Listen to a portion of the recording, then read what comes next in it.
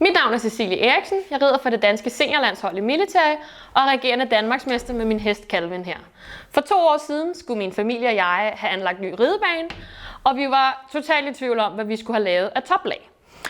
Det er den vildeste jungle at finde ud af, hvad man skal have, men vi havde i hvert fald 4 kriterier, som vi gerne ville have opfyldt. Det er, at den skulle være støvfri, den skulle være frostfri, så vi kunne bruge den hele året rundt. Hestene skulle kunne arbejde let i det, og så det faktum, at der var minimal vedligeholdelse. Produktet EcoFlex Pro opfylder alle vores krav, og vi kunne ikke være mere glade for det her.